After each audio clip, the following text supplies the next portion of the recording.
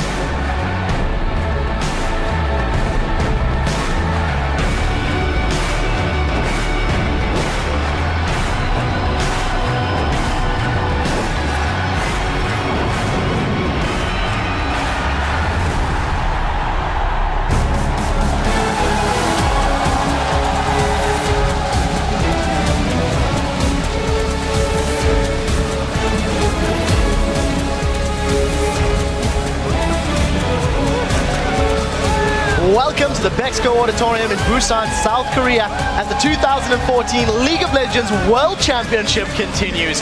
We're on to the last day of quarterfinals where 2 teams remain and 1 will advance to the semis with a shot at the Summoners Cup. Just a few minutes ago, the teams were entering the building. OMG sitting backstage, getting themselves set up before heading to the main stage. Gogoing, of course, going to be looking to carry his team in this best of 5. Nagin White Shield themselves checked in for their matches, getting their gear ready. Very serious looks on the faces of the players. Hello, ladies and gentlemen. Welcome back to the continuing action here in the knockout stage as Korea's Nagin White Shield and China's OMG meet on the Rift to settle the score. My name is Trevor Quickshot Henry, and joining me in the analyst desk are once again Mitch Crepo Force Bulls from Evil Geniuses. The crowd loves him. Yiliang Double of Ping from Counter Logic Gaming, and rounding out the table for today is on-game netcaster Christopher Monte Cristo Michaels. Gentlemen, it's good to have you here as always.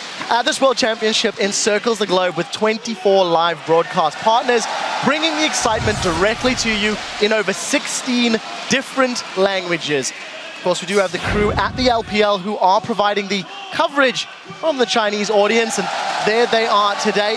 Nice wave and a smile. Of course, Korea's on-game net is here from our host nation, covering the games in Korean. I want those figurines. The LCS team is here as well, and we'll be saying hello to Shox, as she'll be speaking to the pro players throughout the day, along with D-Man, Kobe, and Deficio, who will be casting today's series because it's Worlds.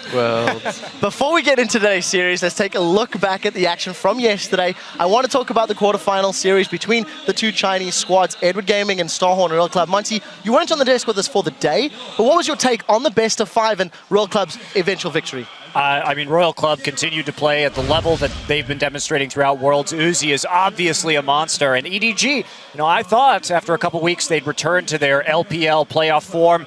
They didn't. They really disappointed. I think we're going to have to give Name the Dade Award for the best player who didn't show up at Worlds this year. And also in terms of Royal Club, it's their second time in a row in the semifinals, yet they have an entirely different team except for Uzi. I think Royal Club next year should start a reality television show to replace all of the other team members with Uzi and see if they could do it again. Double Lift, what's your take on yesterday's quarterfinal? Well, I predicted EG 3-2, and I've never been so happy to be wrong about a prediction because it was so fun to watch Starhorn Royal Club. Uzi, I think, was the best AD carry at Worlds last year and is once again the best AD carry this year. Well, I've never been so happy to be right about a prediction because both of you were wrong. Oh yeah. Yeah, No, savor it. It's a rare occurrence. a rare occurrence indeed. But yeah, I was really happy to see Royal Club's bot lane. We mentioned Uzi, but Zero played so well. He was like peel bot extreme. He saved Uzi so many times on Janna, and that's why I think if teams figure that out and they start target banning Royal, they take away the Janna from Zero and then they ban out Ryze as well, then Royal might have some problems in the next few rounds. And we'll even see like the matchup that we're seeing later today, target bans might come into point there. Yeah, we will find out, and we'll have to see who Royal Club will be facing because there's one spot yet to be decided for the semi-finals. Let's take a quick look at the bracket before we carry on with the show. And of course, it is the final battle between Arjun White Shield and OMG to determine who will face Royal Club. And of course, we have the Samsung White versus Samsung Blue showdown still yet to come. Before we finish off this stage of the knockout round, let's take a look back at the one #World's Big Play that stood above the rest. Uzi himself is a one-man highlight reel, but his triple kill in Game 5 carried Starhorn Royal Club to the semis. From @Thermogenetic tweets, Uzi is the best ADC in the world. Double Lift shares that opinion. Imp shares that opinion. Let's roll the clip. Name is at the back chipping away with a rat-a-tat-tat, but that might not be enough to hold them in this game. Stun to Uzi, quick silver sack, kill for Uzi. Nami gonna be locked up. Nami goes down, and it's all now on Koro. They dive on him, triple kill for Uzi. It's Royal Club that do it the hard way, but go through to the semi-finals.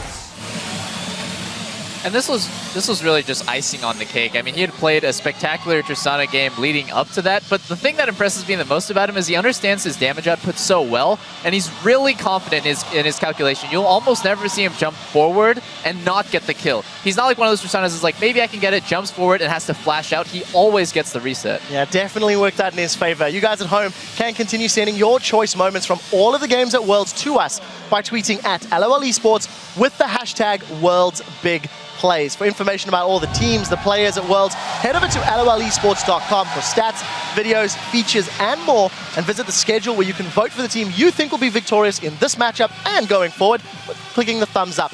You can find a brand new feature we recently rolled out by heading to watch.lolesports.com. That's where you can view the games with real-time stats in 15 different languages, along with Twitter commentary from the pros. So do check that out. Talking about some of the pros, we've actually seen 36 champions played by the contestants on the stage in Busan. I'd like to turn to our analysts and ask you guys to help put together our MVP team composition that we've done for the previous stages. Let's start with the top lane and the jungle, and with Monte Cristo. For me, in top lane, I have to go with Ryze here. He's been such an important pick throughout the quarterfinals, and he's going to be an important pick tonight. Not because we'll see him, but because he's going to be banned probably with going and save there. But we've just seen how hard he can carry from the top lane. He's great in a lane swap situation. He has that hard CC for the jungler to come gank and get kills, and he scales into an unkillable DPS monster. So just a fantastic pick. And in the jungle, especially after yesterday's games, I have to go with Lee Sin. Insect made game-changing plays. Spirit made game-changing plays on Lee Sin as well. And just fantastic champion overall. Not a lot of damage, but if you're a player who wants a lot of utility and playmaking ability, Lee Sin is it. And if we're moving down a map, we came from top to jungle, then we have to talk about mid lane. And yeah, we've had all these assassins, but I really like the Syndra pick. She's not been picked that very often, but in 4 games, she was already involved in like 27 kills on her own. So that just shows how bloody, such of a monster she is. Okay, maybe a little biased because the Chinese play even more bloody playstyle, but I like her, and I'm waiting to see the Syndra Zillion comp because I just think that's so good. Speed Syndra up, just go all in, ulti, get revived, play the match out. And Double Lift, round out our composition with AD carry and support. Oh man, it's been such a pleasure to watch these bottom lanes. So AD carry, Twitch, picked 8 times in Busan so far, and with a 75% win rate, this guy, it's really surprising me that he's picked actually the same amount as the highest picked AD, which is Lucian. They're tied. I thought that Lucian would be a more kind of like all-around good pick, but Twitch has seen a lot of play too, so I think it just means that every team is willing to 2v1. They understand 2v1 really well. Twitch is the weakest AD carry among like Twitch, Lucian, Tristana, Kog'Maw. He's probably the weakest in lane, but if you can get him past that laning phase, he has such a monstrous team fighting ability that it just kind of makes up for that. And the support, I have to pick Janna. She's just incredibly good. It kind of scales exponentially with how aggressive your AD carry is. The more aggressive your AD is, the more you can use Janna. If your AD carry is already defensive, you don't need that extra peel that Janna provides. But Uzi, you saw he works so well with Zero because he goes in and then Uzi gets him out. Or sorry, Zero gets him out. Well, very excited from Double Lift there to round it out. You guys at home can try out this same roster by heading over to the store to pick up the Quarterfinals MVP bundle. It does include skins that were actually used by the World Championship pros, and you can throw down rune prisons. You can practice your insect kicks, practice hard. You can hurl those dark spheres and release howling gales along with your rat-a-tat-tats. While you're online, head over to Twitter. Today we're asking you guys which player and what champion has impressed you the most during the 2014 League of Legends World Champion so far, and why? So for example, we're looking for combinations like Save's Rise or Insect's Lee Sin or Uzi's Twitch like Double Lift was mentioning. In other words, which combo is the most impressive for World's Crepo? What stands out in your mind? I feel like Mala's Thresh should be added to that list because, for one, he's such a good support player, and he really pushes out the maximum potential out of a Thresh, which is really hard because he basically knows that champion in and out, and it's always a pleasure and a joy to see him play Thresh. Yeah, I completely agree, but we want to hear your answers as well. Send them to us at LOL Esports with the hashtag Worlds. We'll check your replies later in the show and chat about them amongst ourselves. Finally, we're moving on to today's best of 5 between Najin White Shield from Korea and China's OMG. Before we talk about OMG and their last-minute roster change, let's start with Najin White Shield. They are blue side, they have the highest seed, but I feel their vulnerabilities in their playstyle were exposed when Alliance perfect gamed them and Cloud9 took a win off them, forcing them into that tiebreaker for the top seed. Monte Cristo, what have OMG learned from the group stages from Shield's play? Well, they probably learned about their early game kind of lacklusterness. If the jungle ganks don't go right, they typically go very, very wrong for Najin White Shield, and then they have to overcome like a giant kill deficit. Also, their pick and ban phase can be a little shaky at times. Sometimes we see inappropriate picks like top lane Riven when there's a lane swap going on. Look, top lane Riven will work for save, but he needs to get that 1v1. So I think a little more caution in the pick and ban phase is warranted from Najin White Shield, as well as shoring up Watch's early jungle pathing. Yeah, I've got a question about Watch. It's somebody that we've discussed quite heavily off air. Monty, share some of your thoughts on this jungler, because you said the best he ever played was at regionals when he qualified, but he hasn't lived up. Yeah, look, I've been watching this guy for years, and yes, he's got a decent KDA at 4.58, and his kill participation is a little lower, not only because he's been a little underwhelming, but also because they tend to play a split push style, so you don't get those big team fights where a lot of players will get high kill participation.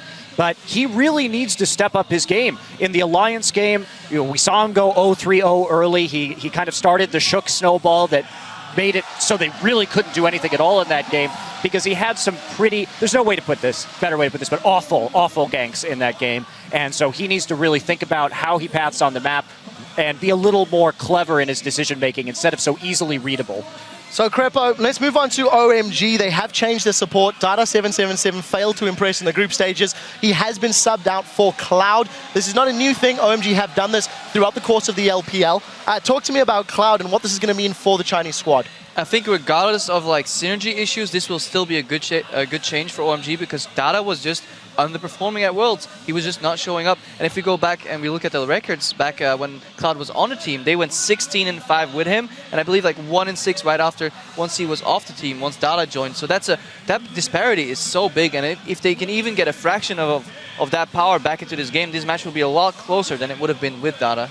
And Double Lift, what about the change for the AD carry perspective? How is this going to affect San coming into this? Well, I have a lot of experience playing with new supports. I've played with several across my career, and I can tell you it's actually not as hard as people think to switch to a new support if you're going to be playing defensive. If you play aggressive, you have to be very precise. Your communication and timing and synergy has to be on point, because playing aggressive just takes a lot more coordination. But if all San is going to do is farm, which is what I've seen him do with Dada, then it's totally fine. They can just transition that into better vision control with the support later, and the AD carry can just team fight. And San actually has an incredible way.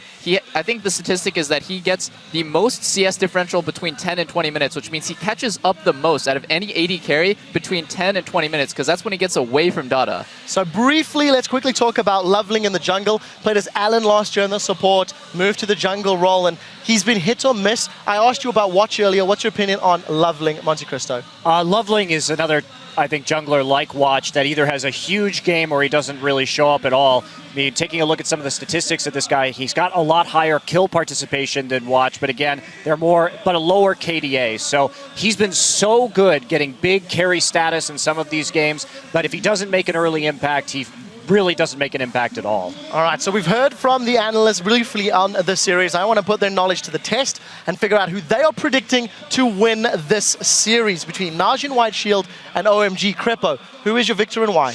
I was initially going to go with Najin White Shield 3-1, but the change of Dada to Cloud definitely made me reconsider for a while. I'm still going to stick to my gut, but I'm going to make it a 3-2 for Najin White Shield. But it's a big variable in there. It'll all depend on how well Cloud plays and if he can carry on the world stage, because he hasn't played a single match in World Finals so far, so we don't know how he will play. That's right. And even with that change, I'm still going to predict Najin White Shield 3-1 to be the 3.4th Korean team to get into the semifinals. I really think that Cloud or Gorilla is still going to be significantly better than Cloud. For me, Goong with his small champion pool has still been a lot more consistent than Cool. Cool really hasn't lived up to expectations. Going and Save, now they've both lived up to expectations. But other than that, I think that there's just a little more power on the Shield side. So 3-1 for me. Double lift. I had originally picked Najin Shield 3-1, but after this change, I'm going to go with OMG 3-2 because I just really think that this change is all OMG needed to go from a team that just barely made it out of groups to a team that can make it go all the way to semis. The one thing I'm going to be looking out for is really Loveling versus Watch. I really think this is the match where Watch will be exposed as a weak jungler with poor decision making. Loveling hasn't been amazing, but he's been a lot better than Watch in my mind. All right, we'll see how that pans out. Freak also switched his vote from Najin Shield to OMG with the return of Cloud. So he feels that OMG will win this series 3-2. We're split on the analyst desk as we were yesterday. Let's see how you guys at home have been voting on lolesports.com. According to those votes, 65% of you believe that Najin White Shield will advance to Seoul. You are siding with Monte Cristo and Crepo. And this is the last quarterfinal series here. And of course, we can't leave without the Prophet's thoughts. Even though his divine presence is not here on the desk, his prediction is with us. We reached out to Professor Crumbledore. He now has picked 10 of the last 11 games correctly. And in this matchup, he has foreseen that Najin White Shield will come out the victors. So let it be written, let it be crumbs. Let it be crumbs. We're going to head over to the casters to kick off game one, but first let's hear the two teams talk about the players and strategies that will make a difference in this best of 5. OMG가 일단 해외 경험이 많다 보니까 경험적인 측면에서 그 팀 자체는 호흡이 잘 맞을 것 같고요. 打野是非常有名嘛，然后他们中单就是觉得比较就很稳定，然后他们整体队伍可能像我们中国战队的 EDG。 중국 쪽이 거의 한국이랑 좀 플레이 스타일이 비슷하다고 하잖아요. OMG가 거의 저희 옛날에 하던 탑미드 캐리 위주로 좀 밀어주는 느낌을 받았었는데 그런 팀은 저희도 해봤고 잘 안 된다는 걸 느꼈기 때문에 我们一定要把握整场比赛的节奏。我觉得我们要赢他们，就不要让他们稳下来，就加快比赛的节奏，让节奏一直掌握在我们手上。我觉得赢他们就不算很难的事情。 Hello everyone, I am Lee D-Man Smith and I'm joined behind the caster desk by Martin DeVicio. It's Worlds, Lunga, and of course Sam Kobe Hartman. Is that ever going to get old? Never, never. I mean, every single person I've met today has been saying, it's Worlds. Just never forget. Okay. Just never forget. I mean, you're not lying. It is Worlds. It is Worlds. So. Well, let's get things underway for these teams. Starting out, of course, on the blue side. They are Najin White Shield, the #1 team coming from Group D, of course, after that crucial tiebreaker with Cloud9. Starting out in the top lane, we have Save. In the jungle is Watch, Goong in the mid lane, Zephyr as the AD carry, and Gorilla on support. And on the red side, representing China, it's OMG. Up top is Going. In the jungle, Loveling. Mid, Cool, AD carry San, and support Cloud. And of course, for this game, we're going to focus on the top lane. The battle between the two superstars. As Save will be going head-to-head with Going. Yeah, and we have two teams right here who focus a lot on the solo lanes, which simply means Going and Save, they can be carry top laners, and they are superstars on their teams. We see a lot of focus on them in like pick and ban phase, but also in the game itself, it's often about who can get your top laner ahead. And that's going to be a big part of the jungler's job this time around. It's interesting because both these teams have those inconsistent junglers. They're going to be a big unknown variable for that featured matchup of the top lane. Another cool thing is that both of those guys up there, they like to give direction to their team, even though they do have other shot callers. Both of them also help out with shot calling. But is that a cool thing or just a thing? Freak's not even on the desk today. Started early. We got to fill in for him. So, of course, you just saw Go and focus there on this. Of course, we saw similar from Uzi, not with his team. Are we going to see any similarities with OMG today with the Starhorn Royal Club? Of course, this is a team that they've gone head-to-head with so many times. They know these best-of-fives very well because they've always gone the distance in them. But they're up against Najin Whiteshield, which is a different breed compared to Starhorn Royal Club. Well, the biggest thing there from OMG, from Going, is after last year, he was talking about how his biggest fear is being indecisive. So, as one of those shot callers, it's going to be up to him to make those clear calls. And OMG is a very different team compared to Royal Club in terms of how they look at the team itself. They have a lot of talk about doing activities outside the game, you know, being friends together. So we have to see what they can do, and I don't expect anyone to be left on stage. And I didn't expect a Jace ban, that's for sure. Bans have come thick and fast. Maokai Rise kind of expected top laner. We heard, of course, Monte Cristo talking about Save and Go and fighting over that one. Zillion Thresh and Alistair, very standard. But a Jace ban? Yeah. Wow. They have something planned here. The bans came out really quick. The Jace ban, Deficio and I were looking at the Korean solo queue ladder account of Cool, and he actually had just been playing Jace. So same research done from Shield, it looks like here, preemptive Jace ban. But it does mean Zed first pick. Yeah. And Goong so far is undefeated on Zed, and Save can even play it in the top lane, so it doesn't have to go mid lane. And it means that on the other side, OMG were able to trade Lee Sin and Janna, two huge picks for them. Absolutely. So, of course, Zed was first pick against, it was Group 1 to Game 1 of Group D. Can't remember which one it was. Blind picked it. Absolutely awesome. But like you said, this is a big thing we've been talking about. Loveling versus Watch. It's almost a second featured matchup because it pairs in with Save and Going. And they will have to help each other out. That is possibly the lanes to carry. Of course, a lot of focus is on the fact that Clouds come in. We will see which way it goes. Zephyr's played a lot of Twitch in the regional qualifiers. Has yet to pull it out here in groups. Did go with Corky a lot. Okay, so this does probably back to Twitch. Twitch was his like main AD carry. If you look at regionals, and the way Whiteshield liked to play with the Twitch was he was gonna be the guy popping out whenever they want to start picks or team fight and just have the high burst for these 7 seconds and use that to quickly burst down targets. Instead though, falling back on the Corky. The crowd are just like, We saw it a few times. I mean, mid-game AD carries has been a big thing at Worlds so far. Yeah, and you could tell what was going through Shield's heads right there. They were sort of mousing over the Nocturne and the Twitch, which were regular season picks for them, but they went with their group stage picks at Worlds this time around. Kha'Zix has been pretty big for him, as well as that Corky, as you mentioned. But man, I want to go back to that Lee Sin. I feel like that is just a huge, huge swing in this jungle matchup. For Loveling, this is his favorite champion, and that's a really crucial first lock-in.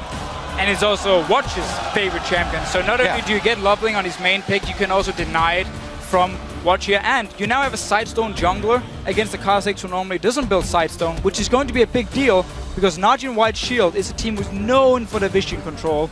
Small edge to OMG already just looking at the junglers. All right, so they did just lock in Ahri, which is huge for Cool. That's actually one of the big reasons that they got their seed here. That third place seed was a big carry game of Ahri from him.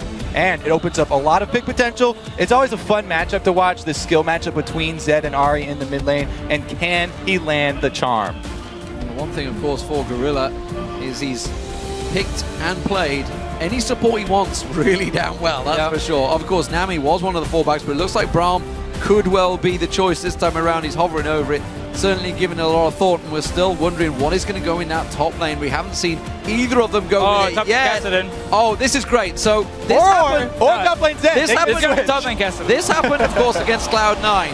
As you mentioned, it could be Zed or Kassadin. Save and Goon can switch this. Whatever gets picked now from OMG. And count them. That's 3 assassins over on the side of Najin White Shield and a black shield to protect them from the charms. So they're going to have some quick shield from Gorilla, and they're just going to rely on a ton of damage. There's so much single target damage and like pick potential from White Shield. Gorilla is a beast in terms of skill shots as well. He can land the binding. He makes it pretty much impossible for OMG to get an engage in now. You have the Lee Sin, he wants to kick back a target. Nope, Black Shield is there. Charm as well from Ahri, making it really hard for OMG to actually engage onto White Shield, and they can set up the picks. And they love to split push. And OMG as a team is very tunnel visioned on 5 versus 5 team fights. They are not very good against split pushers. Now you have a Kassadin and a Zed. Okay, so which one would you prefer? Obviously Aurelia's going to be in the top, it seems. It's going to be an Aurelia or an Ahri. What would you pick against either?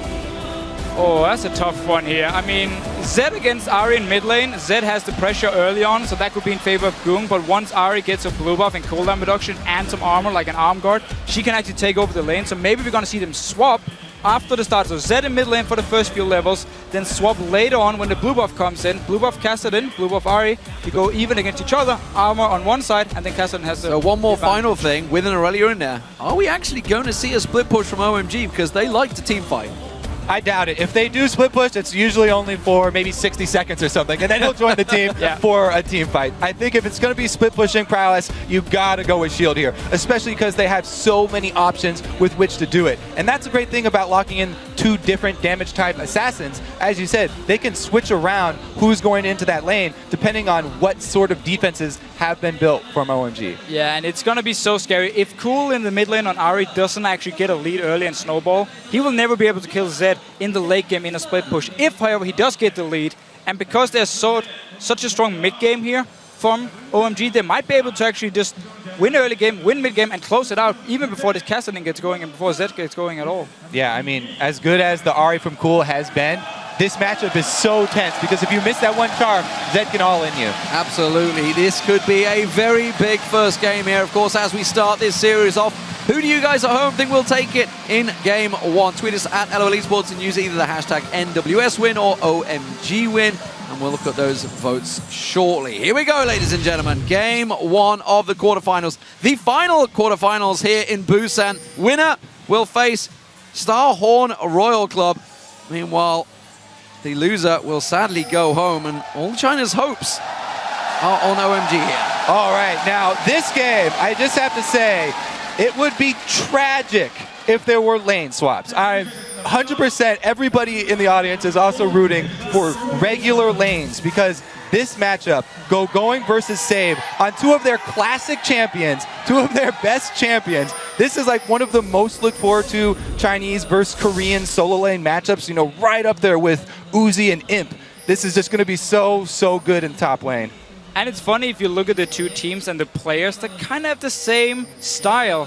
Because you have this carry solo laners on both teams, Cool and Going, and Save and Save and Goong on the other side for Najin White Shield. And then you have somewhat weaker AD carries, where the supports, of course, have to try and carry them through the laning phase, and they need to get to this middle late game point before they can really impact. And then the inconsistent junglers who can show up. I think Loveling might have an edge over Watch though. Oh yeah, that Lee Sin pick is going to do wonders. We'll see if he does actually spend time up on that top side of the map.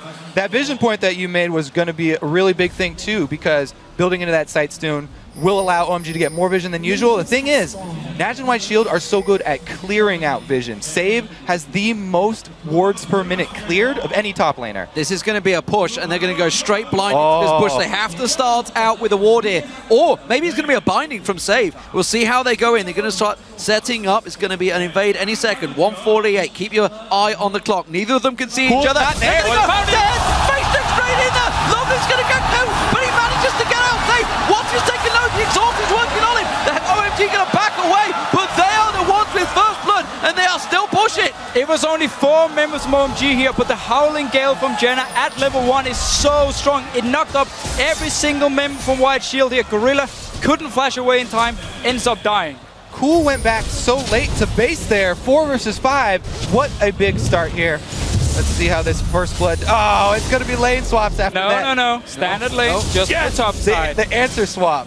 The switcheroo, and of course, both of them fighting on early. We'll see how it works out because it was San that picked up that first blood, so he can go back and get himself a chunk more gold than Zephyr, will have a chance. Going, teleporting down the bottom. Save already done it as well, so we'll keep an eye on this one because it's not your stereotypical setup, a Kassadin versus an Aurelia in the top lane that's down the bottom. Yeah, and that's the thing about Save. The funny part is he has these very unique champion picks. Again, we've seen Zed top lane, the Kassadin we see right now. He plays AP Nidalee top lane as well. Like, he's so many unique picks, and Loveling, he wants to invade already. I mean, it was a really good ward by Shield because Loveling, one of the great things about him last year is he did these interesting routes that people weren't expecting. It was like he goes, fight, Watch got it! Watch gets it, Loveling's in trouble. Cool and coming around the side there, there's Goom. Loveling goes down, the double buff goes across, a single buff, sorry, it only went to Goom because he hadn't taken the blue yet. Last year, he would do these level 2 red-to-red invades or level 2 dives,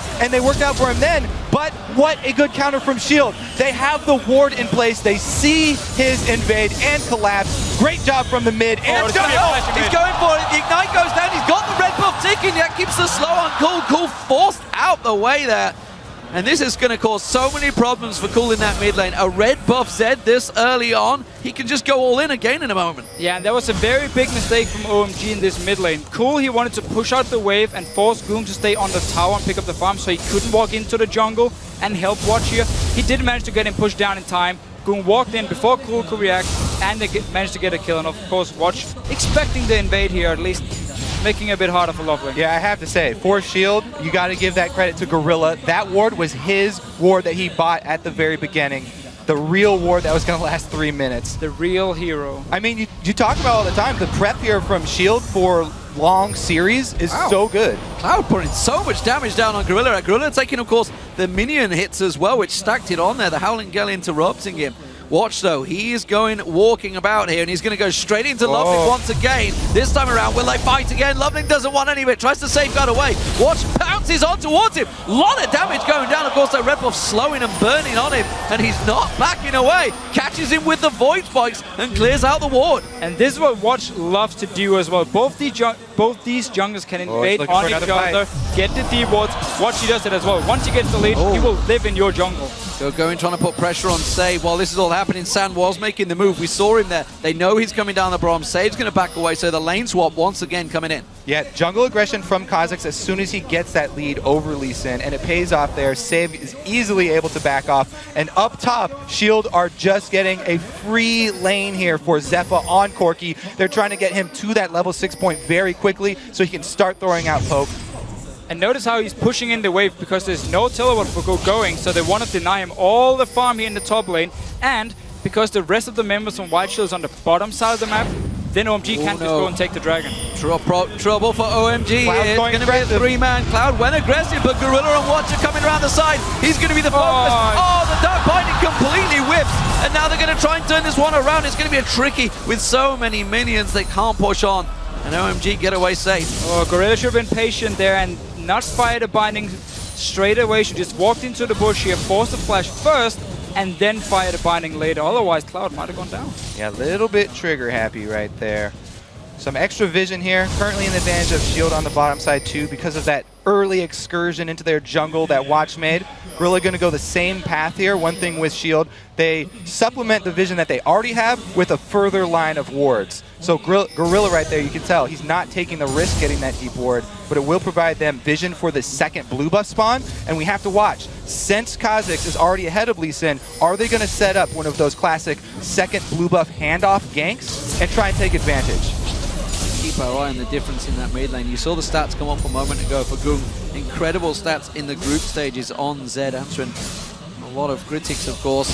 But also, just saw Cool missing out on that siege minion, so missing a lot of gold there. So he's being pressured by Goom, of course, who had that red buff early on, got himself that kill, and you can see the difference in gold currently between him is 500. Of course, a lot of that does go down to that gold, but definitely starting to put pressure on him in the lane phase. Yeah, and it's such a big deal for OMG to get an early first blood on your AD carry because, again, San is this somewhat weak laner. I mean, we often hear about OMG. It's all about Loveling, Cool, and going in this early mid game. They have to be the ones to carry it, and San just has to survive his laning phase. Giving him the first blood, I mean, it gives him the item advantage and makes him actually dominate his lane or win his laning phase. Of course, pickaxe was picked up by San. He's back down that bottom. Wasn't quite enough money for Zephyr to go for that Phaedra. Went for the second Dorans. Was left alone at the top for a fair amount of time, but is behind currently in CS on San, who's had a fair reign down the bottom here. Gorilla, though, looking to set up something. Dark Binding lands. Sun didn't even remotely dodge that. And I have to point out, for Cloud, so he's been doing a good job controlling the vision down here in the bottom lane. Not only did he get jungle wards over on their side of the map, but he also pink warded their own blue and took out that deep ward that Shield were able to get on their last invade. It is very important that Cool gets this blue buff when it actually spawns in the mid lane, so he can start trading with Goon. Once you get cooldown reduction on Ari, you can spam this Zed away from the lane here. You can make sure he never all in you because he's too low, because he already picked up the Cutlass. And just if people wonder, when do you go Brutalizer, when do you go Cutlass on Zed? If you want to be able to all in, if you want to be able to roam around, Cutlass is the best item. It gives you all in potential. Brutalizer, it's more just for poking in lane. And look at this, expecting the all in here, leveling, hovering around for a counter gank. Cool sort of trying to bait it in right now, daring Goom to go for it. A lot of ward coverage in their own jungle from OMG. Look at the pink wards on the map right now. 3 of them down. You can see, of course, that Najin Whiteshield just picked up a few of their own and put them down. Quick burst from Zephyr there, starting to land those rockets. We've seen so many good Corkis throughout this tournament. Really has been a fantastic champion, but you could say the same for Lucian. Sneaky single-handedly got that banned in the second quarterfinals, of course, against Samsung Blue. So we'll keep our eye on these AD carries, see if they draw any bans as this best of 5 progresses. We just keep seeing teams focus on these mid-game power spike AD carries like Lucian, like the Corki, and we heard going in the interview before the game say, we want to control the pace, we don't want to let Najin Whiteshield go to the late game, so we want a strong mid-game here and try and finish out the game in time. There it is. Since that ward was cleared out, not able to take advantage of the blue handoff. Good juke there from Cool. Now, they're moving in. This could be a dive here. A binding could land. This could be the end of Cool. He's in trouble. Does he realize there's no minion wave right now? Oh, they're just around the side. I think he just spotted them. Yep, ping goes down. They spotted them. They knew Gorilla and Watcher was around there. That's lucky. Now, talking about that bottom lane of OMG, I think they really need to make use of this Lucian-Janna combo. It's great at taking down early turrets, and since he did get that first blood, and he's got the early brutalizer on top of his pickaxe now, try and make use of this. Put on the shield, go in for the harass, chunk Zephyr out of lane. So we haven't really had a chance to talk too much about the top lane. Of course, we know that Cassidy's going to take a while to get going. He needs to get those items built up, but these guys are pretty much free farming at the moment. It's a straight up head-to-head between them. You can see even in CS as well. Was a wave just crushed up. Going saves his teleport, doesn't make use of that, doesn't rush back in because he needs it. They're expecting a dragon soon, I believe. Yeah, and I mean, just notice down towards the dragon itself. There's a lot of ping wards from both teams, actually. Both junglers in the mid. They're coming in. Goon going aggressive there. There's Loveling, catches on. Watch pounces away. Has not evolved the wings this early yet. And pink ward going down, and again, instantly protected. Gorilla comes around, it's like, hands off my pink wards. But OMG do get it down early. We also see Aurelia's going very deep in the jungle. OMG making moves here and looking to try and collapse on this mid lane. Looks like it could be a dive here. Cool has already gone for a charm straight up in lane. We'll see if he tries to lead off with another one here. Going backs off, though, a little bit dangerous. They don't want to throw away early dragon. No, but OMG has invested a lot of wards onto this dragon area here, and for now, he's been backing away. There's no ping wards to clear out the wards from Najin Whiteshield. Everyone can kind of go back to lanes, keep playing safe. Look at Save, though. He's roaming from this top lane. Cool is very far up the lane. This might be scary. There's no ward in that river. Pink ward goes down from Save. He's going to be on Cool quicker than he knows it. Of course, with that Rift Walk and Force Pulse, it will get the slowdown and may buy enough time for Goon. Here comes Loveling to try and counter, but he backs away.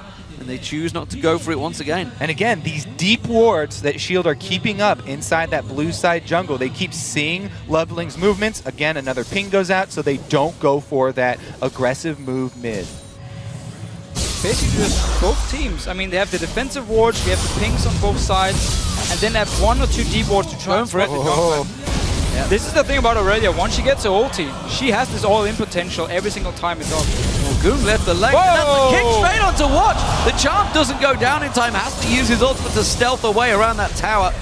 Goon came in, so they had to try and risk it, but that's 2 big ultimates down now.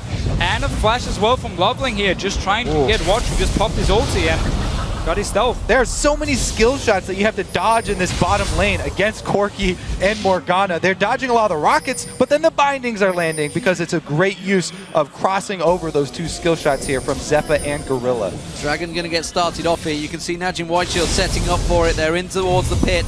It started off. There was a ward there just a second ago from OMG. It's only just timed out, so OMG well aware of this, and they realize they can't fight for it because they just used those ultis in the mid. Just invested 2 ultis and a flash on trying to kill Watch in the mid lane. Once they are gone, you don't want to risk take the fight. Dragon for White Shield, and remember, they have this Kassadin going into late game, there's the Zed going into late game. They are happy just sitting back and farming, and if you get a Dragon as well, that's a huge bonus for them. Yeah, a great call right there from Shield, trying to take advantage of just the littlest of things. Like Shield didn't, or OMG didn't even take damage doing that, but because they used so many cooldowns, they were able to get inside, clear out the vision, and earn themselves that objective. It's kind of funny how White Shield used to be this like full late game team. Back in spring 2014, when they actually got it to the final and lost to Samsung Blue, they were like known just to be late game only, and like they would out-rotate people in the late game, they would control minion waves, and then they would beat you in late game team fights. Now they've actually learned at least to play the mid game a bit better. Bottom lane dive possibly coming in here. White Shield looking towards it. There is a pink in there from OMG, so they're going to be aware of it if it happens. And they've got to be careful. That was 5 members spent down there trying to put some pressure on, but it's giving a lot of free time in the top lane to go going. He's just working down those minions and tower. Yeah, I was wondering if Save would think that it would be worth his teleport to go up there, but it is dangerous already. We saw how much Going can bully Save right now, so he has to be very, very careful whenever he goes heads up in that lane. He's still in the mana building phase for Kassadin, hasn't even completed his Rod of Ages, so it's going to be a fairly late Rod of Ages to stack up. Loveling's about to find Watch, goes straight in towards him, has the ward going. Dive flashes across, Watch in trouble. Going gets himself the kill. And we have seen this so many times already. Loveling and Watch, they find each other, but because Going had walked down from the top lane, he was ready, easy kill, and a blue buff for cool. That's very important. And this time, Loveling hits the Q after his kick. Very key there. Keep that vision on him and get him into position for Going to dash over. Oh, going for Gung here. See if Cool actually wants to jump towards him. Ooh, good turnaround on Cool there. Wasn't quite expecting so much burst in his face, but it does force Gung slightly out of lane. They're going to step back in, keep it going. So, Going in this top lane. Does he fancy going for save? Has his ultimate still, remember. Last time around it worked out well, but Rod of Age is not quite completed for save, while that Phage, of course, is still sitting on Going. He needs to get that Triforce built up as quick as possible now. And it's always fun to watch OMG play because, again, like the 2 solo laners and Loveling together, they have so much synergy and they keep making plays together, they keep forcing fights. Oh, Going. Onto Cool. Going all in. Is it going to be enough? I don't think so. Well, Pop will definitely not have any bite behind it. Spirit Rush was used by Cool though, and he is safe and clear, and that maybe, are they going to try and force an objective off this? That was just a play from the mid laner supported by Gorilla, but not really backed up. No, Goon probably wanted to bait Cool actually to take the fight with him and stay around and then maybe land a binding from Gorilla, but Cool, he was just out of the fight instantly. Well, we do see Watch making his moves in this bottom lane, but that pink ward from San early on is keeping them covered in that tri-bush. Does mean that 3 members are there. Lovely is backing off on top of a ward here, which means they know that this bottom lane pairing will be on their own if they can push in, but Watch is not having any of it. He's backed off, and you know, we were looking at the start of this game towards the top lane, towards the featured matchup, and we're expecting to see a lot of support from Watch and Loveling, but honestly, both teams have just let them go at it one-on-one. Yeah, it was actually Going who came to support Loveling and came down to pick up that kill inside the jungle. But really, yeah, Save and Going up there have been left to their own devices, and honestly, it is going in Aurelia's favor at the moment. He's been able to bully Save under his tower, you know, chased Save out of his lane. He had to go down, try and create something somewhere else. Kassadin's got to worry while he still stacks up that rod. That's the thing, man. Aurelia's mid-game, the power spike is a strong point, and Kassadin is actually extremely weak in the mid-game because he's still stacking up his items. He's going to need an hourglass. Normally, when we see Save play Kassadin, he likes to jump in first, bait the enemy team to go on him, and then pop the hourglass, and then simply buy time for the rest of his team to join the fight. Yeah, it's funny because both teams are going to have those Trinity Forces, and both teams are going to have those hourglasses. Cool currently working on his as well. these teams, not only the players match up really well, but also both of these two sets of champions. So look at the ward coverage right now. OMG have way more ward coverage. They know exactly what is going on. Watch is walking blindly into this jungle, into Loveling's territory. Loveling is there. Cool almost collapsed on him, and he's being forced away.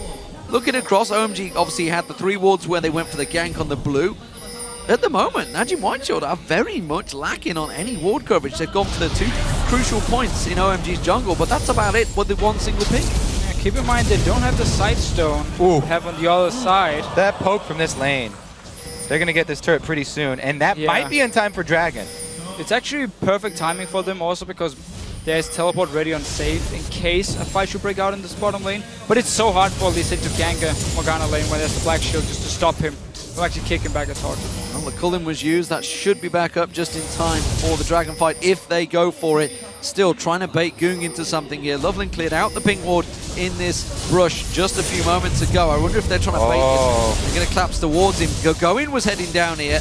We also have Gorilla just off the side, but nobody getting drawn into it. Both teams, they want to make a pick just before this Dragon spawns, but nobody is falling for the traps. Yeah, and they're both playing it very well. You can see they're constantly fighting over those river wards, so both top laners can get their roams in. Neither of them have had their successful roams mid, though. There goes Going in onto save once again, chasing him out of the lane. Yeah, you can see he's definitely got the better of him right now. Of course, Triforce completed compared to that Rod of Ages, which is just stacking out right now. So save currently in a losing lane in that top, but he's still doing okay. They were very much even in terms of CS, but you can see it's starting to crumble in favor of Gogoin. And it's gonna get explosive pretty soon here, especially since this shield team is so good at killing people who are out of position. Something's gonna happen for the Dragon, and then turrets can fall very quickly. This is a very good chase team here as well. If one of these bindings hits. Ooh, Cool in trouble. He's already taken low. He can't get involved in this fight. Surely Shield have this one in their hands. Cool could play it coy. He could be fighting from the edge of the aggression range, but at the moment, that should be the Dragon here because they don't really have good vision to get through the jungle, and if you run into another binding right there, there's so much damage with all these assassins, they can instantly kill them. This is the second time where Cool is one of the reasons OMG cannot fight for the Dragon. Whoa! He's down. Yeah, no problem there, absolutely. Good dark binding from Gorilla starting that one off, but Najim Whiteshield, they can keep on pressuring this turret. The Culling was just used. Sound is here, so they should have decent wave clear, but that tower's low. Man, Cool, again, getting hit with the skill shots, and he finished Deathfire Grasp instead of trying to finish Hourglass really early. Didn't even get to use his activation. No. Away. You can see Save have gone down the bottom, so he's going to see if he can pick up that top turret. Of course, don't forget, the turret at the top lane did go down to the minions, so go and force that one out. Is still sitting on that teleport if required, but they're letting Zephyr come in. He's going to take this mid turret. And we're going to see this a lot from Whiteshield. They're really good at controlling the minion waves on the side lanes. So as soon as the top wave was pushing, they just group bottom lane and mid lane and therefore start pushing up the towers. If OMG send one member up to wave clear, suddenly they lack a guy, they cannot defend their towers, and easily Whiteshield rotate quickly. And just like that, because of that one binding, the Cool Ed, they're now 3,000 gold behind because of those 2 turrets going down. Goong's gonna get focused on. They try to pull him back. He will go down. Save also caught out. Cool will get revenge here. He will drop. There's 2 kills for OMG. And there's the mid tower gonna go down. So picks for each team. Last time, Shield, they took stuff off all sides of the map when they got their pick, and it was just a binding that didn't even get a kill. What can OMG get? Because they actually got 2 kills this time, but they aren't getting the objectives asked her. Shield got Dragon and 2 turrets off of that binding and the 1 kill. Well, we'll see whether this tower does go down. Gorilla has got reinforcements. Zephyr just caught by the tip of that light bind there. Watch comes around. That keeps them clear. But while this is all happening, Gogoin has once again headed to that top lane. Got himself free farm. Cool is starting to get going now. He's got himself that Deathfire Grasp. We just saw how potent he is against Save. And that's this why it's become a problem. That's why he got it instead of the Hourglass, so he could actually duel cast on here. He just walked straight down to this bottom lane. Save was pushing it up, didn't expect him, and instantly just goes down. Cost him a tower as well, so big mistake by Save here, going down one-on-one. Well, I mean, it's just these teams are so evenly matched right now. A couple of bindings hit for Najin Shield, and they get a couple objectives. OMG get a couple of picks, and now they took the bottom turrets.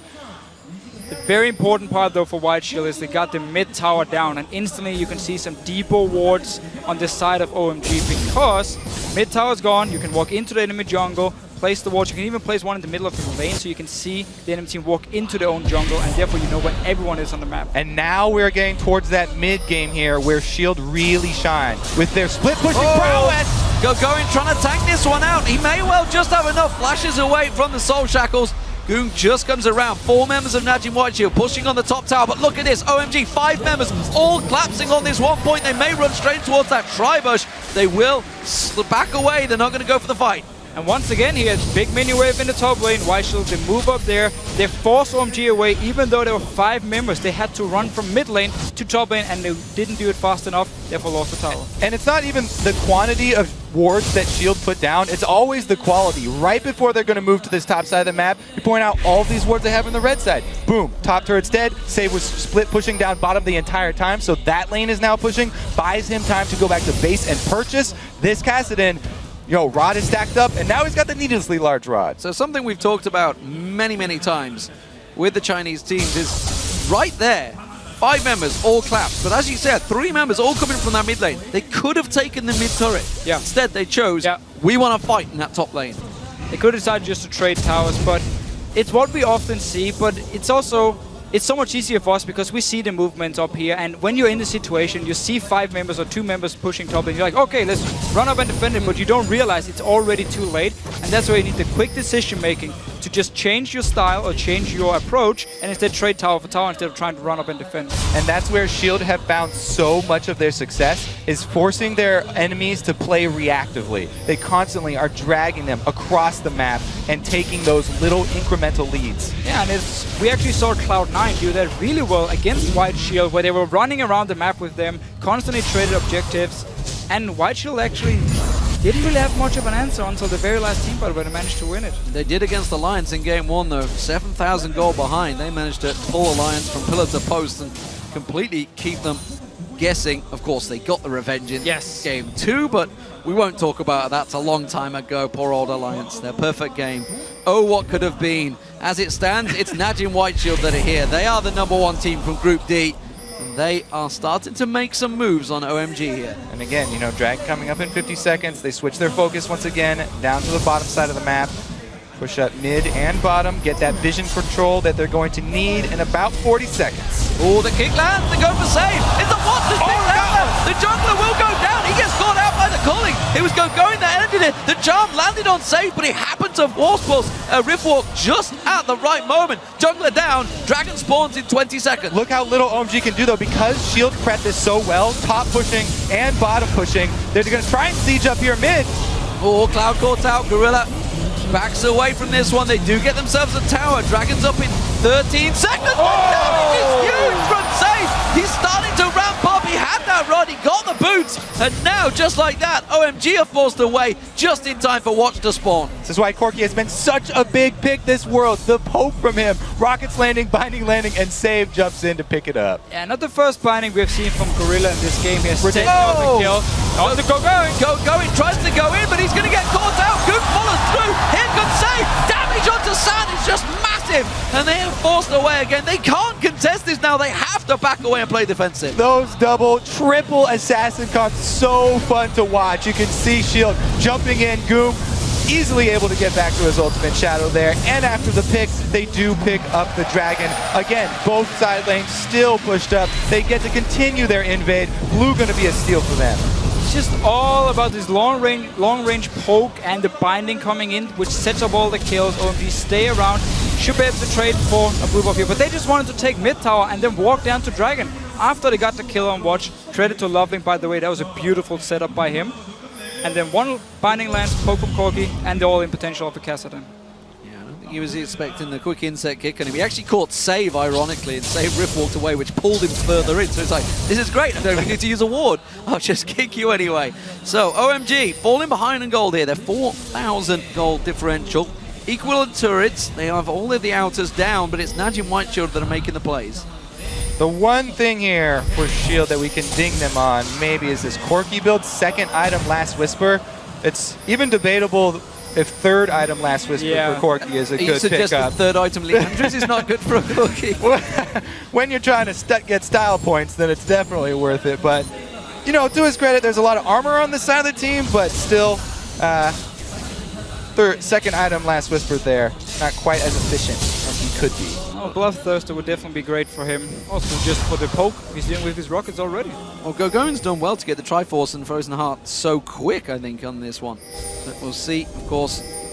Loveland clearing out. They will find that pink ward, no doubts about this one, like yesterday. That's going to get cleared out easily. Can they collapse on towards Goong here? Goong and Watch just over the side, and again, that threatening Dark Binding from Gorilla keeps them on their toes. And Najin Whiteshield will easily back off from this one and take the bottom turret. Yeah, look at their focus. All of their wards are spent on this blue side jungle. Every single Najin Shield ward is in this side, and that's where they're split pushing. They get the pressure mid, they easily get another turret here, pulling OMG across the map. And even better, they can now go back, go up to this top lane here. Going wants to try and push it in, and there's a huge minion wave waiting for them. Whoever goes back here, if they want to use teleport from safe, that is a lot of farm. And this wave up here, nobody's been top lane for a long time. It was pushed all the way into the tower of OMG, reset and push back here. So that's a lot of farm lost from OMG and now gained by Whiteshield once Corki comes up and picks up all of it. Starting to see OMG falling into their habits here of trying to get kills en route, trying to find something, and just being too late to the party. If they'd have just focused and ran straight to that turret, they probably could have got it down, maybe put a bit of pressure on it, but instead, Okay. This is their one play. Okay, no wards. Since all the vision for shield is spent on the bottom side where they're split pushing, this is a good call from OMG. This is their one play. Other side of the map, they commit to it, and they're going to pick it up. That's a quick Baron. 29 minutes gone, and OMG take it. You're going to see Najin Whiteshield come in. They find Goong, they see the Baron. They all back off from this one. Save can Rift walk away if Ghoul decides to Spirit Rush after him. He's going to keep vision of the 4 squad, though, to buy time for Goong. Well, they're going to keep on going. Goong, he's stepped off to the side. He can get himself a juicy wave. And OMG, they're going to push up. They're going to run straight down the middle. They know that something is up here. They know that somebody is missing. Oh, Lovely going in, trying to find save there. Culling going down, not really finding its mark. Does a little bit of damage to Zephyr. They have the minion wave in. Can they try and go for it? They kick save in. Quickly gets away from it. Oh, Monsoon from Cloud actually blew him out of the fight there. That was a mistake by OMG, and now they have to back away. And now they have to back away. They had a pretty nice siege set up here, but the Kassadin was kicked in. They couldn't chain the CC onto him, so he got to Hourglass. Black Shield as well. Suddenly White Shield responding. Here comes Goong. Goong joining the fight. Can they keep on pushing? Can they force them away? This is the Baron of OMG. They need to respect that. And I think that's why Najin Whiteshield are going to play this one cool. And it's funny because, like, your immediate reaction is, hey, Loveling, pick a different target. Kassadin can jump back out. But everyone on this Shield team can jump. The only thing is Kassadin also has a Zanya's. So, yeah, probably want to pick another target. And we did see how much wave clear there was on White Shield side as well. This Corki pick is just destroying the minions. You have the Kha'Zix to help in as well. Even Zed actually has pretty good wave clear. He wasn't here for this one. But it's very hard for OMG to actually get down and just push a tower. They have to try and get a pick first to get a kill. That's why Loving tried to go for the Kassadin. Goong's going to get himself a gigantic chunk of minion wave coverage here. He's happy with that. So, gold between them. Still just 4,000. OMG, they're trying to keep it close. We're at the 30-minute mark. I think the average for Najin Whiteshield's around 35 minutes. Yeah. So maybe start looking to close it out. We'll see how it goes. Everyone's starting to pick up some big items, though, across the board. You can see Sand now with that IE, the Infinity Edge, the Ghost Blade, and of course, looks like he's building up towards that Bloodthirster next. And OMG, they are going to still have this Baron buff for the Dragon spawn that's about to come up. They won't have it for very long, but they will have it to try and keep control of this area. And it's really been a problem for OMG in this game. They have lost the Dragons. And when you're against a Kassadin, you don't want to lose these early game Dragons because that's where he's actually the weakest. And now you give him all this global gold, but quickly he just becomes stronger and stronger and stronger. And every single time, Cool was low. Great maneuvering again. Najin Whiteshield shove the wave up the mid, forces everybody from OMG to get the blue, and they just lose all vision of the Dragon Pit with 30 seconds before the time, and Whiteshield have complete coverage. Yeah, again, it's just so clear where Shield are going to go next because that's where they spend all of their money on wards. They move right in, prep for that Dragon. Now it's up to OMG to try and face check into enemy territory here. This fog of war is going to work for them. That was clever. You have the Baron buff. I mean, they can just push out mid here. Loveling caught. Watch out Sonic for the skill Wave shot. onto Goong there, and Zephyr was so close to being pinged out and kicked in towards them. Of course, does have that Valkyrie to get away. Save's been caught out around the side, but again, they are so mobile. Lovely caught out. Will they focus on it? Not going to catch the Phosphorus Brom on towards him. These teams, they're so slippery. Yeah, but OMG is doing a very good job of staying away from this dragon because there's all these wards placed already. And just got him. Seth might be in trouble. Sonny's Hourglass, he's going to rip walk away, but he's not going to get far enough. In goes going. They catch on. Goong in trouble. He gets exhausted. The dark binding's enough, but there's the hit. The double coming out from San. They catch on towards him. They're chasing on to Zephyr. Going is not done yet. Oh, doesn't quite get the slowdown. The Valkyrie is enough from Zephyr. That will be the middle turret. And OMG started to cause problems for Najee Whiteshield. And the Korean crowd here is cheering for OMG. They've made such good use of that Baron. The only thing that was left of them, that pocket without vision, they took it and they've grabbed everything. Now trying to shove in on this inhibitor turret. 2 solos down for Shield. Gogoing's got in. They've got Gorilla. They've caught him. Cloud's going to get caught out though. He's taking a lot of tower hits. That's going to be a good monsoon. It will keep him alive. And the inhibitor turret will fall here as OMG start making some serious waves on Najee Whiteshield's base. They can back out. They can go for Dragon. Such a nice play by OMG here, realizing we cannot go down to the dragon. It's fully warded. We don't even need it. Let's just go mid lane. Force Whiteshield to fight us and save in the back line. Caught out, dying. They may lose their inner. They may lose their inner turret here. Najee Whiteshield look like they're going to try and rush straight up there, and they are a little out of position with low health. Remember, the Baron buff is now worn off. They do get the Dragon, no. Whiteshield not going to go for it. Yeah. It is a safe team after all, and they don't want to risk it. Very, very hard for Shield to press right here. But again, all of those moves just brought the gold back to even here. Okay, let's take a look at how Save got himself into such a terrible he position. went for it. He rip walked in. And lovely kick flash. There we go. Lovely. If you first you don't succeed, try again. He got the cast in again, this time with the kick. And no matter how many dashes he had, they were able to chase him down. The crit. The crit came out from San there as well, which is what got Goong down just at the end there. So, Najee Whiteshield reset the clock here. They're suddenly behind on gold. And this is something they've not had for a fair amount of time. OMG, really, you've just got to give them credit. That one little Baron play has turned this game on its head. That and, you know, the over-aggressiveness there from Save. Right now, this is the strongest point here for Going. He is a super tank with his Trinity Force. He's extremely threatening to this squishy Shield team. We also have to highlight the fact Zephyr didn't have his Infinity Edge for this last fight because he went for the Last Whisper second item, and normally Trinity Force into Infinity Edge is the best damage build for Corki early on. He just completed it now. There's of course a lot of armor on Going, so this Last Whisper will be very useful for him. And that's but the he problem. needed Infinity Edge. It's causing problems for Goong. Who's he going to target now? The QSS has now been picked up by San. Of course, there is a Zhonya's on the mid lane.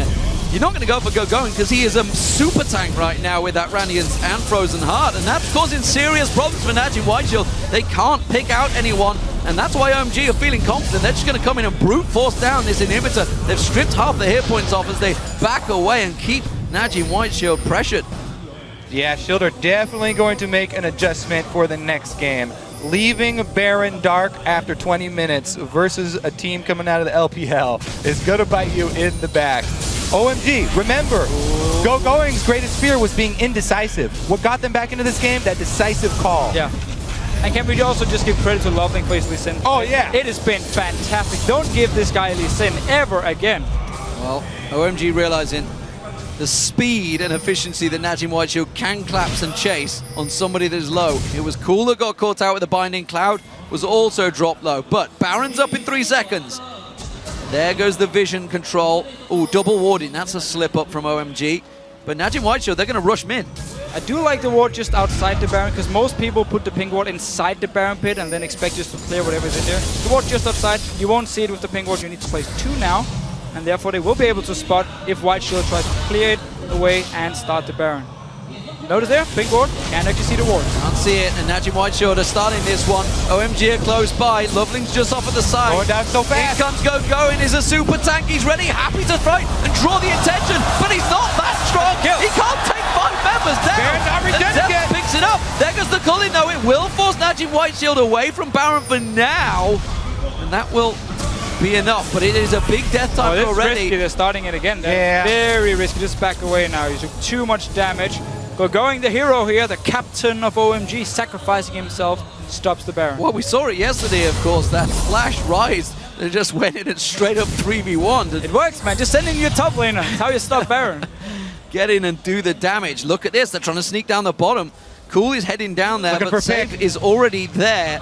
So I think that wave is going to get cleared out. Can he manage to land and poke towards him? Has he got enough to take down Save? I'm not sure at this stage. He has that Zhonya's, remember. He's going to try and pick the charm. Not quite there. He does have the support. Sand's going to come down. They want to try and quickly take this turret and back away. I'm not sure it's going to work out for them because look at Najin Whiteshield. They're making moves straight to Baron. OMG have plenty of wards, though. They can see it and act accordingly. They're going to collapse back on it. Well, the ward just outside, and this is pretty bad research from Whiteshield because we have seen this a lot in LPL where people actually place 2 wards, one inside the pit and one just outside. They should know, and if they want to start a Baron, either use the sweeper just outside or have 2 pink wards ready. And Gorilla even has an Oracle's upgrade. Not sitting around Baron entrance, though. Didn't get to see it. Trying to check the bushes instead. Whiteshield must be questioning themselves. Obviously, you can see that gigantic gold lead. They had almost 5,000 gold at one point. It's all square now. They have that exposed inhibitor in the mid lane, so they have to keep check of OMG every time they shove that wave up. And they can't risk just going for Baron and then losing out. Save. Oh, that sweeping lens did quite catch it. Yeah, did. I think it saw him, but he didn't want to risk going towards it. Gorilla will go in, but again, they're not spotting that single ward like you mentioned from OMG. Another big they're going to try and single him out. They're trying to go for Gorilla. Oh, good Dark Binding. Korgo going. Slows him down. Not going to catch him at that speed. Another big thing for that last team fight that we saw from Shield and OMG was that Shield solo laners were level 15 and they hadn't got that level 16 point to their ultimate, whereas both Going and Cool had it. This time around, though, Shield solo laners have hit that point. Ooh. Loveling trying to make a pick. Can he make a play? We said Lee Sin was going to be such a big focus for both of these junglers. Both want to get their hands on it. And it has caused them problems in earlier fights.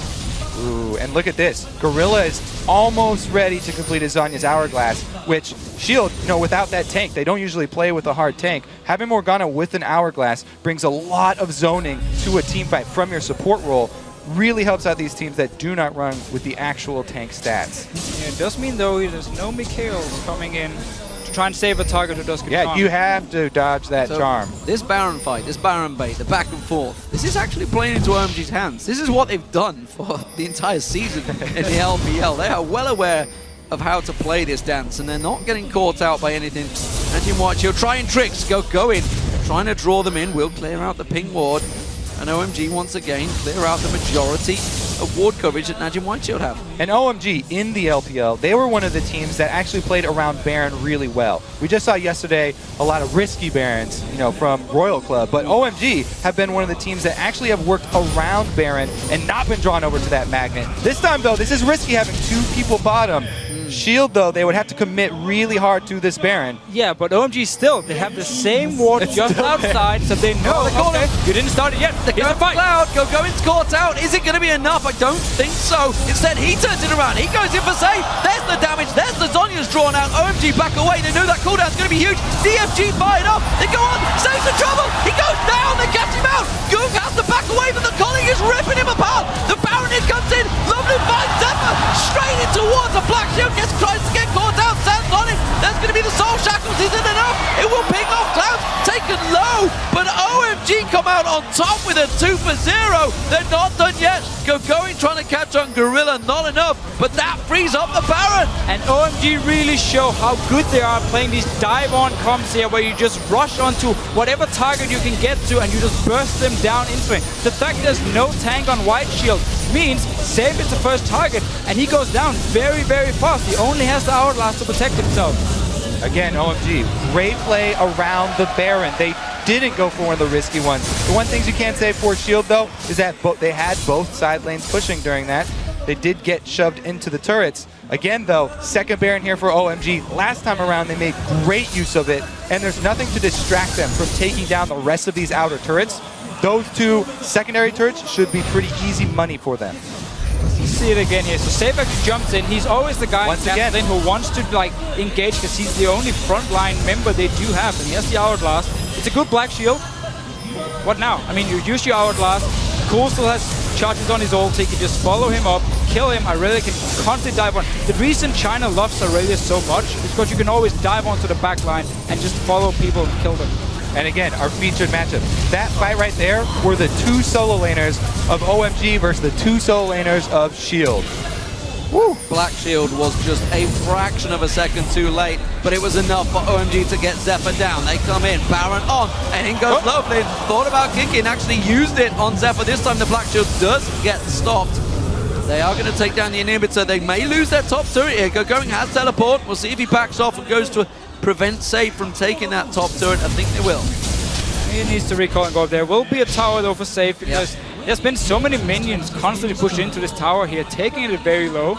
Easy go for White Shield, but the fact that OMG got this very first Baron simply meant that White Shield could never get to a point where they could actually split push. Because they had to go back and defend it. Then they lost the fight, they lost the turrets, and the comp just never really managed to do anything because they lost that first Baron, and now OMG stronger in the team fights. Shield tanked down the bottom turret, so OMG currently up in turret, 6-5, Baron on, inhibitor down in the mid lane, and the Korean Najin White Shield on home turf being pressured by the Chinese team OMG to make it an all-China semi-finals. Long way to go before we get there, of course. This is a best of 5, and that is honestly home turf for both of these teams. They're very comfortable in these best of 5 series. Yeah, OMG are fighting to get further than they did last year. They swore that they were going to get much further. This time around would be that point. Stand the focus, but look at that Monsoon doing so much help. Goon goes in and just gets ripped apart by OMG.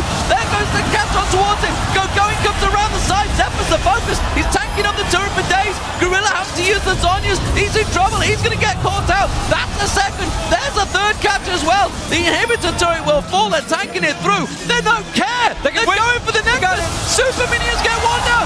They'll take the second, and the Nexus will fall. They dive on Zephyr and keep him busy while the rest of OMG come around the side. The Nexus will fall, and OMG will take game 1 against Najin White Shield. Such a good performance here by OMG. That Baron call was insane. They were behind, picked up the Baron, just rushed it instantly, and then they could just force White Shield to team fight where OMG had the stronger comp. Yeah, I mean, it was classic Shield for the beginning of the game, pulling their team across the map, concentrating all of their wards where they were going to be fighting, but they left a crucial area open against OMG, the Baron, and they jumped right on it. By the way, OMG also ended the game by split pushing against Shield. They had Go going in the top lane, and it forced Shield to try and force that fight. Then he TP'd in and collapsed. Beautiful, beautiful game there from OMG, clawing their way back in from a single misstep.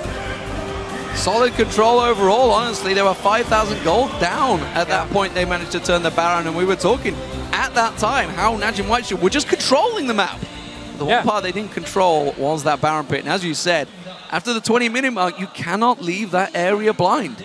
It is just too risky, and White Shield, they were constantly pushing the side lanes. They could have gone out and start split pushing. They had the lead, they had the wards down. It was looking great. And as soon as you lose the Baron, you're forced to go defend. Obviously, OMG could then just take the game, and they really showed when they play these 5 versus 5 team fight comps like they always do, like they love to do. That is scary stuff. If they get onto you, you die. So looking towards the lanes, obviously the first time we've seen Cloud here as well. Looking good in game 1, honestly. He got his hands on Janna. We knew Thresh was going to be banned. We knew that could be a focal point. Where do we see it? Do we see any differences, of course, with the data change? Well, of course, he's not. Cloud's not going to come in here and be a miraculous savior for everybody, but he was definitely an improvement. Got a win over a Korean He only team. died one time, and he was able to keep up vision control on that bottom side of the map fairly well. They fought, kind of blow for blow in that vision war. So definitely a good showing here from Cloud and promising results here for OMG. And it was his very first game on the international stage, so probably some nerves coming in as well. Yeah. He's going to get better and better. OMG as a team, in best out of 5, they often actually lose the first few games and then just get better and better. They already won the first game here. That looks scary then. Yeah, what a fantastic start here to this quarterfinals. Of course, for more insight into that match, let's send it over to Quickshot and the analyst desk. Thank you very much, guys. I think OMG pulling a sneaky Baron, and I think the sneaky Baron is what allowed them to win the game. We'll get to that in a moment or two. Let's talk about the two team compositions. Najin Shield pulling out the standard double carry Zcast, and they did it in the group stages, and OMG beat them with it. Yeah, they do this on blue side, for those of you who don't know, because both, as Kobe was saying at the beginning of the game, because both Save and Goong can play both of these champions. So it brings a lot of flexibility, and it kind of eliminates that purple side counter pick that you get as last pick. Now, was it particularly helpful this game?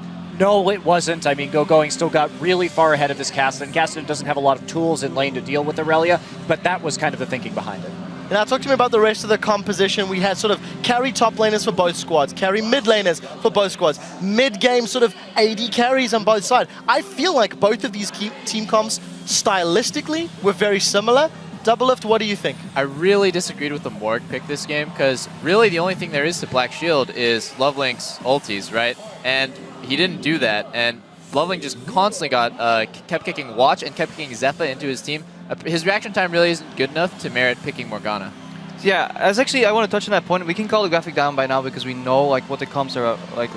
But I think the Black Shield's actually good because in these fights, a player I want to highlight is Gogoan, and his E usage on Aurelia, his stuns were on point, and that's like the only reason they were is because he manipulated the Black Shield. But you can Black Shield Charm as well, the stun. So there's enough CC that Black Shield works. Plus Gorilla played such a good Morgana. His binds were on point, and one more thing about the Morg matchup, if you look at the 2v2 bottom, if you were thinking purely in terms of trades, Janna Lucian should win that, but they won that lane because Corki Morg pushes so quickly, and that opened up the map for Najin White Shield so well. So I like the Morg pick, I like how he played it. Bar in his first bind on lane, I think he played such a good Morgana, and I'm going to stop whining soon. But the Frost Queen's claim, last point, was just really well used. It's the first time I see a Frost Queen's claim rush that I agree with, and he used it so many times, set up his bind, set his ultis. Okay, I'm done. Well, it functions a lot. Now, when we talk about Najin White Shield, the way they like to play the game, especially with the Zed pick, is we often see them take Zed Janna, okay? So we see him, the engage from Goong on Zed, he goes in, and then he leaves his shadow next to Janna, assassinates a target, comes back to Janna, heals. So this is functioning very similarly. Comes back to the Morgana, there's the Frost Queen claim going out for the peel, and you could just disengage with Morgold and the bind as well. So I think it does suit stylistically.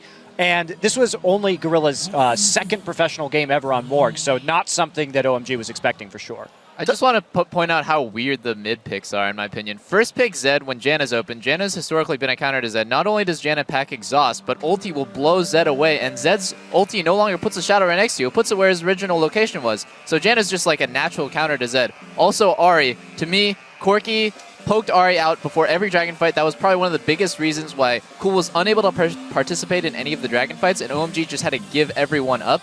Honestly, Ahri had very little game impact and didn't even win lane, so I didn't really understand why Cool had picked Ahri in the first place. Well, the entire composition from both of these squads relied a lot on picks, finding those kills. Let's pull up the replay that we do have in the middle lane. It's actually both teams securing some kills. Let's roll this clip out, and maybe Doublelift or Crepo, you can chime in here on how these teams are trying to set up these individual kills on high mobility targets. All I know is Lovelink's a god. Yeah, this guy is so going to listen. He basically broke open this match together with Gogoing. Every fight he would go in and find a way to either kick somebody, flash kick, or kick flash. He basically differentiates between the three versions of catching people out, and he's so smart. And I just want to point out that before he made that big play right there, the map was completely Najin White Shields. They had taken mid tower. They had actually taken, if you look at all three outer towers, this is a really good play by Save, by the way. He just went in and got a sick pick with Zepha's rockets. And they chase going down in a second as well. Najin White Shield going to find the kill, and they lead to Dragon. This is the limit of OMG's comp. If they burn all their firepower, they can get turned out so well. But at the same time, the catches from both teams are just so vital. Whoever finds the pick can win the game. But I think throughout the game, Najin White Shield has more pick potential, but loses the initial 5v5 fight. And that's actually why they ended up winning, because in the end, they started team fighting against the Janna, and well, that and the sneaky Baron. I mean, if this Baron sneak didn't occur, we'd probably be looking at a different outcome from this. Let me pose a thought to you guys, because I felt watching this game, Najin White Shield demonstrated better minion, side lane control than I think any of the teams I've seen in the quarterfinals. At least you had an extended laning phase, it was easier to demonstrate it. But while they were pushing out those lanes and controlling it, it opened up the possibility for the sneaky Baron from OMG with all of these carries. And from there on out, OMG was smarter about playing the map. Agree or disagree? I think OMG was smarter when it came to Baron vision. They had that one ward, if you guys remember, right outside of the pit to the left. Yeah. They sneaked that ward, and it's such a typical ward. And I think Najin White Shield is a good adaptive team, and they will learn. And next game, if there's a Baron contestation, those spots will be swept immediately. And that's, I think, where the difference is going to come. Doublelift, we saw a first-round pick Janna for OMG. We saw Cloud on stage. I instantly feel his presence was more notable than Dada's from the group stage. It's a little unfair in game one. But what's your take on seeing the team now, considering you thought Shield was going to win this until Cloud was added? I really think they were prepared for this match. I mean, when they saw that first pick Zed, they immediately reacted with that insta-lock Janna, and I think that was super smart. Janna is historically a counter to Zed, And if Gorilla they is think a that really good Janna. Yeah, and Gorilla is really good Janna. It takes away from that. I had heard before that Cloud was a two-trick pony. Historically, he only really plays Nami and Thresh in the LPL, but the fact that he was able to break out Janna for the first time on World Stage, that's really impressive to me. Yeah, and when we go into the next match, now, this is the second quarterfinal where I feel that we've seen a Korean team kind of test the waters with a... this time it was a very classic Shield draft. We've seen this virtually identical draft earlier in this tournament. When Blue came up, they tried the same kind of strategy that didn't really work for them in the Champions Summer Final. I feel that they're just like getting a feel right now, and the adaptations we're going to see in Pick and Ban will be pretty dramatic in the next game. I hope we get a winning lane matchup for Gogoin because he's the one that kept OMG in that game because all the lanes were either equal or getting pushed in, but he was winning his lane to the point where he could open up the map again, and he's basically like the rock-solid player of OMG. Yeah, I'll be honest, without Loveland and Gogoing's plays that game, OMG had really no chance. The Baron call was good, but what kept them in the game after Dragon, losing all those objectives, was really just Loveland and Gogoing. So hopefully they have better game. Loveland actually had a really awful start. If you remember, he got killed at level 2 at Kha'Zix's red buff, and he was still able to make such a big game impact. I wonder what will happen if he doesn't start the game off dying randomly. Yeah, Loveling, very aggressive. The number of flash kicks we've seen throughout the game, the success rate can be debated, but nevertheless they went in. Guys, we are going to take a brief break in the action. While we're off the Rift, Najin White Shield tells us about their emotional journey to Worlds.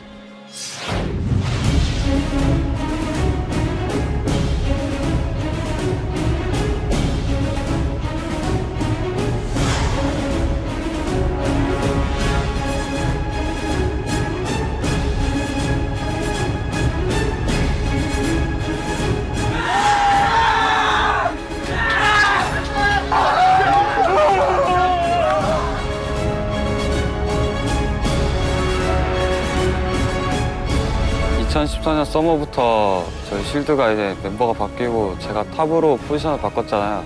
솔로 랭크 10등을 딱 찍었을 때 나진에서 연락이 오더라고요. 제가 약간 늦은 나이로 나진 쉴드에 이제 입단하게 됐는데 이 나이로 이제 프로게이머로서 성공할 수 있을까. 저희 팀에 마트 형이었던 노철이 형이 나가면서 새로운 재거리 형, 소드에서 그래도 경험이 많았던 정글러잖아요. 탑을 잘 키워주니까 제 실력도 늘고 그렇게 팀 스타일을 찾아간 것 같아요.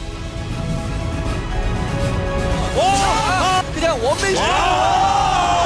원맨쇼예요! 세이브 있어서 왜 이래요? 혼자 세이브는 정말 굽빗 불린 망아지가 아니라 그냥 미친 망아지 같아요. 결승이다!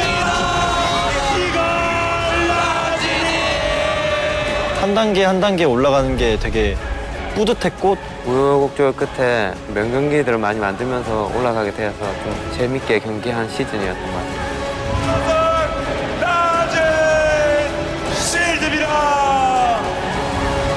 준우승했으니까 다음 시즌 우승하겠지. 뭐 그렇게 생각했어요.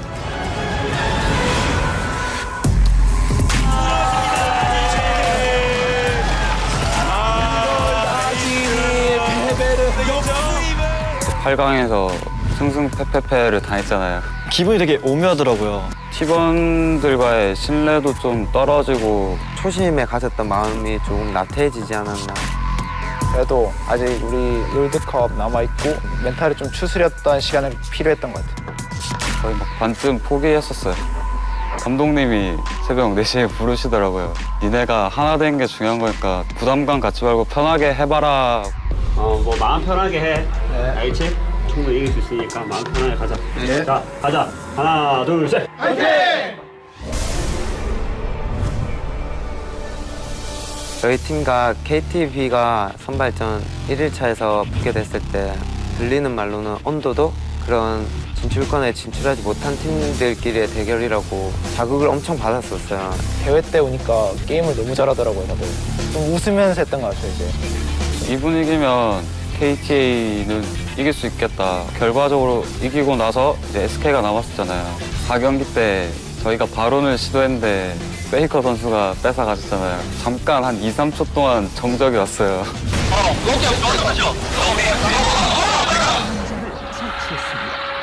침착하게. 쏘리. 괜찮아, 침착하게. 오케이, 괜찮아. 우리가 이길 수 있다 이런 식으로 생각하고 다 같이 좀 으쌰으쌰했던 것 같아요. 제가 마지막 한타 때 죽으면서 페이커를 끌고 죽었는데 사형 선고를 걸면서 딱 생각했어요. 아, 이건 이겼다. 그때부터 소리 지르기 시작했었어요.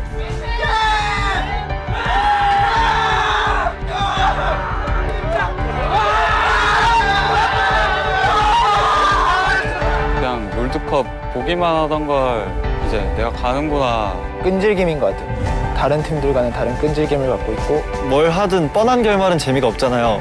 우리의 노력과 집념이 선발전을 통해서 보여진 것 같아서 정말 기뻤어요.